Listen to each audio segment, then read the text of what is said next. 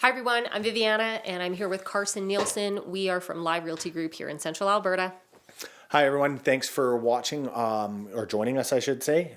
We get together every weekend and we just talk about real estate and the ongoings of the real estate world and our take. Yeah, absolutely. So this past week I chaired the Economic Development Community Advisory Committee meeting and we talked about the Housing Accelerator Fund. Right. Well, we talked about a lot of other things, but the Housing Accelerator Fund had a lot to do with our industry. So I just wanted to update everybody on that and update you. So you know about the Housing Accelerator Fund, right? Yeah, Trudeau. He's going out, and it's his my opinion, it's his Band-Aid fix to make it look to the people that he's doing something about it. And I do believe that this money's going to help, but I also think it's a publicity stunt, not a Band-Aid more than a good fix. He's a politician, well, not even a career politician. I know he gave Quebec $900 million. Yes, we got far less than that. Yay, Quebec! Woo! Vote for me. Yeah, I know. I think that, so the Housing Accelerator Fund, I think, started with good intentions. I think that it will help. For sure, it's going to help, yes. Yeah, it's a facet of how we address the housing affordability crisis and the housing, the housing crisis in general. So this Housing Accelerator Fund, I think there's some misconceptions around it too. It doesn't actually build homes. Like, we're not dumping money into municipalities to give to builders or developers to build physical homes. It is a means to help builders and developers cut the red tape, get things done faster. So, okay, yeah. So expedite the process. Yes, exactly. Yeah. Sylvan Lake was one of 6 large cities category municipalities that got the Housing Accelerator Fund. So to give you an idea, Edmonton got $175 million, Calgary got $228 million, Banff got $4.6 million, and we applied and got $5.48 million. Nice. We got more than Banff. Yeah, and Sweet. The funny thing is that they were really proud of themselves. I give them, a little pat on the back because they submitted their application, and Sylvan Lake was the only one that got the full funding on the first try. Nice. Yeah, it was a really quick Good, turnaround. good job, Sylvan Lake. Yeah, they did. Our town is great. Like, I think we have really good people working in our town office. So Trina and Kim basically sent off this application. It was really short turnaround time, so there was no opportunity for community engagement, and there was no real opportunity to bring it before council. But they did a really good job. And essentially, this Housing Accelerator Fund, it's dollars based on the amount of housing that you think your municipality is going to build. So Sylvan Lake proposed 168 new units, and that includes apartments, row housing, and single-family detached homes, multifamily homes as well. And to achieve this, they put forward 7 action items that they're committed to starting in 2024. And this is a 3-year plan. Okay. Yeah. So these action plan items. Oh, go ahead. No, so does all that money have to be used up in that time frame? Yeah, pretty much. If there's any left over that we don't use or don't allocate or don't start within that 3-year program to hand out, I should say if there's any action plans that aren't started, then they potentially will take that money back. Okay. Yeah. So we've got 7 action plans that town of Sylvan Lake is committed to, and number 1 is new permitting software, new business licensing systems.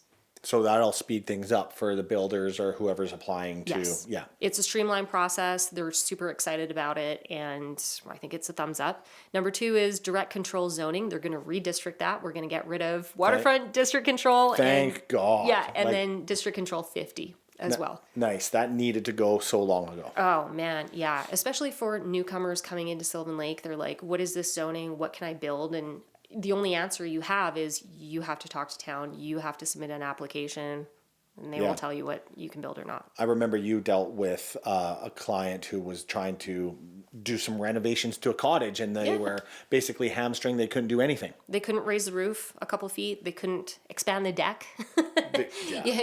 Forget about even adding on to this little cottage. Like, you could not do anything with it. You could make improvements to it, but you could not build or expand the existing structure. I'm so glad that they are going to reclassify or whatever, that zoning. Yeah, I think so too. It needed to happen. It's going to provide clarity, and it's going to be a lot more understandable. You have your specific zoning. This is what you can build. That's it. Yeah. Yeah. If you want to go outside of that, maybe apply, talk to somebody in the town, but for the most part, you understand what you can build. So the third thing is apartment incentive programs. So this is going to help spur on the build of apartments. And we've got 3 of them that are coming into town. They're going to be like 94 units each. And that's going to be a rebate permit. And that's going to rebate permit fees back to the developers. So at certain stages of the build, they can apply to get their money back in a form of a rebate for the permit fees. Right, because that's expensive for apartment Yeah. permits for sure. Yeah. So I think that'll help. Yeah. Number 4 is amendments to the land use bylaw to secondary suite bylaws.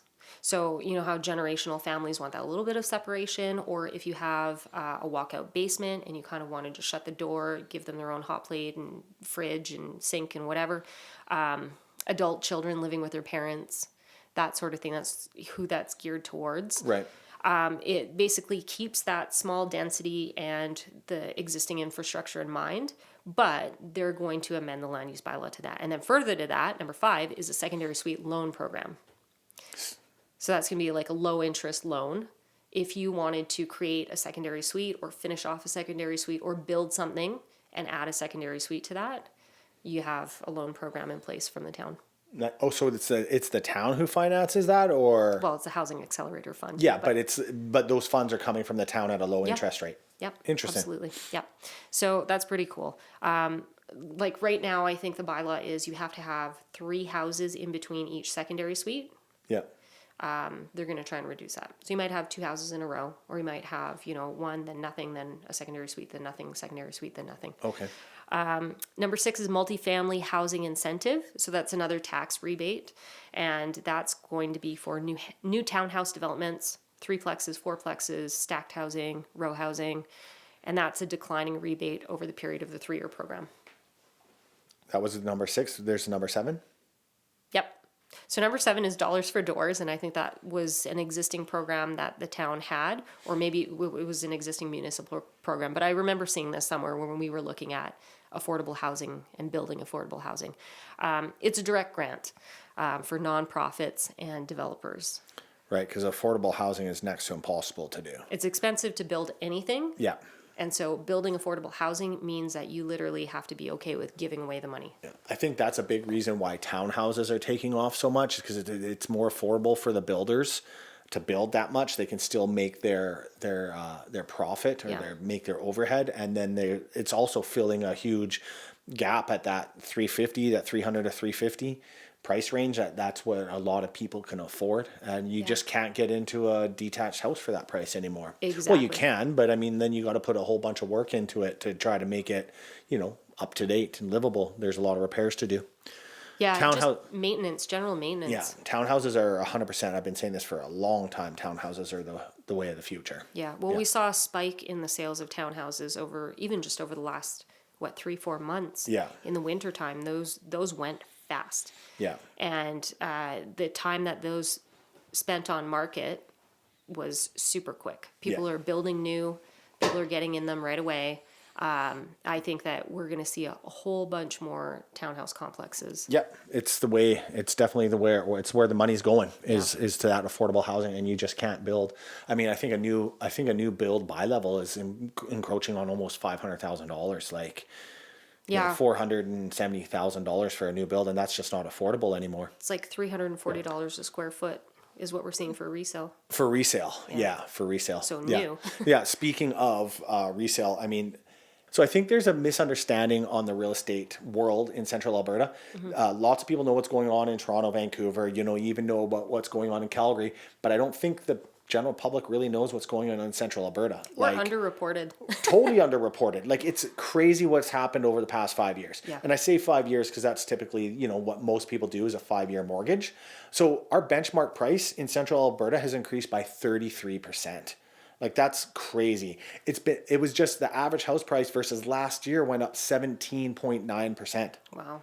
Like, I talk to consumers and buyers all the time on the phone, and they're like, oh, we're going to wait for prices to drop or this or that. And I don't think that's going to happen. I don't think it's going to happen either. There's too many buyers out there. Yeah. Nobody's selling. The inventory is so low. Like 17.9% increase in prices over a year.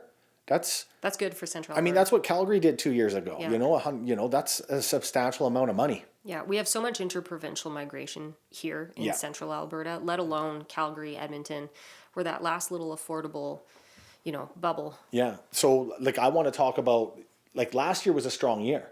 And now this year has started off even stronger than last year. Last year, February or January, we started off with 4 months of inventory. And then into February, we went down to 3 months of inventory. Yeah. Now we started off in January with 3 months of inventory, and we've gone down to 2 months of inventory. And this is the winter market. This isn't even going into spring when things really heat up yet. Yeah. So what's going to happen in the spring? What are we going to do? Go down to 1 month of inventory? Or are we going to turn into Airdrie, like Airdrie was the past couple of years, where they were selling more houses Than they than had were on the inventory? market? Yeah. Like, how does that even happen, right? It's mind-blowing how Airdrie went, but... Yeah, I think we're going to see a repeat of 2022. We're already seeing it in Well, Calgary. I think it's going to be stronger than that. Central Alberta is actually, we're 2 years behind Calgary, right? And when did this start in Calgary? 2 years ago. So I think our market's going to be nuts. Prices are going up. People are going to snap them up. People think that everybody's waiting for interest rates to drop. I think now is a good time to take advantage of variable rates. The Bank of Canada has said that they see the interest rates being slashed in half by the end of 2025. Yeah. So they're talking about a 0.25% point drop every time they announce an interest rate change. This is going to be a bloodbath for all the people who are waiting and putting it off.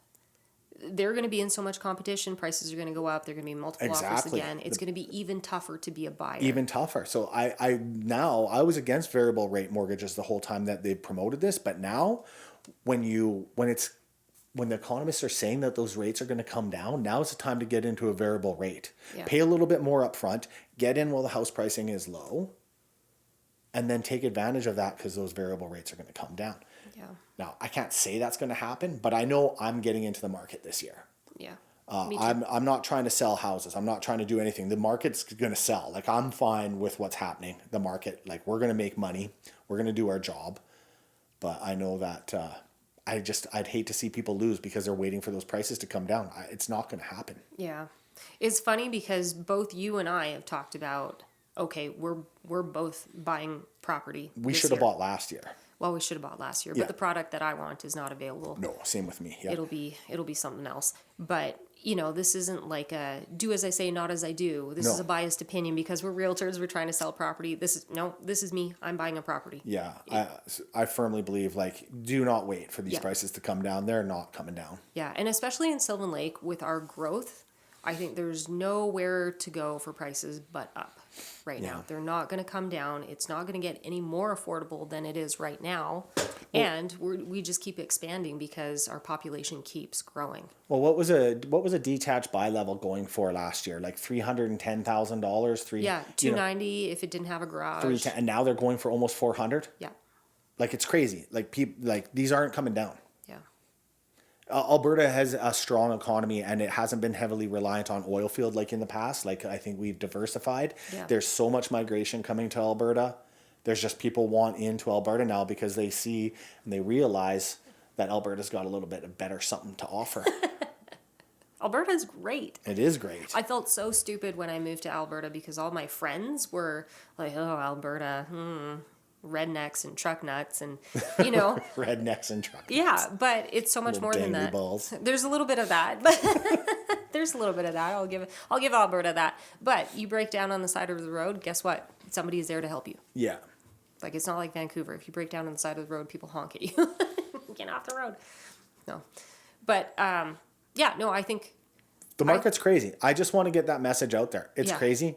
It's just going to get crazier. It's going to get crazier. Yeah. I mean... We've done this before. 2 months of inventory in the beginning of the winter. We're not even out of the third quarter yet. Yeah. Like, that's nuts. I don't even know if in 2021 when it was crazy here that we got to 2 months of inventory. Yeah. I talked to people in Ontario whose markets are crashing. Like, they're self-correcting because of how high and inflated they got. And now they're, correcting again. And they think that the same thing is happening in Alberta. Yeah. So my clients with properties in Ontario and Red Deer are saying, like, okay, we got to get rid of our Red Deer property now. Everything's going to tank. And I'm trying to tell them, no, it's not. It's quite the opposite here, actually. Yeah. Hold on to your asset for a little while longer because I promise you it's going to appreciate. And, no, get rid of it. Okay. Yeah. So anyways, we have a new listing coming up. Yeah. And another thing to think about is if you're a seller and you're tied into a mortgage that is a little bit on the unaffordable side because of, what has happened with interest rates, don't worry, man. You can recoup that money. You can get out. You can downsize. You're good. The housing has come up substantially. Like, you've made some money on your house. You can afford to sell. Yeah. You can afford to get out and downsize and make some money. Yeah. I think people don't know where to begin with that. Like, you get so caught up in the moment and you get stressed out. But you and I mean, half of our job is basically consulting people, going in there, looking through their numbers. Yeah. Seeing if it works. What do you owe on, what's the balance on your mortgage? What's your payout penalty? How much can you achieve in this market? What are your other costs, lawyer fees, commission fees, all that kind of stuff? And then, does it make sense for you to sell? Yeah. That's our job.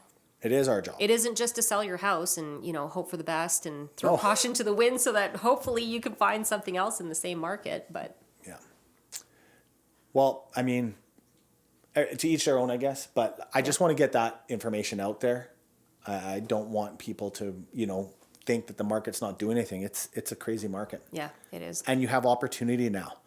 That's the biggest thing. There's opportunity now in Alberta to make money on your housing. It's been a down market since 2014. Not a down market. It's been correcting and coming back. A lot of people were worried about it, and now is the time. Like, now it's a hot market here in central Alberta. Absolutely. Yeah. Seller's market pretty much everywhere except for, I think, Grand Prairie and one other market up north. But anyway, if you have any questions, feel free to reach out. We're always here. Yes, guys. Thanks so much for watching, and hopefully some of this information was useful, and it'll help you out. Bye. See ya.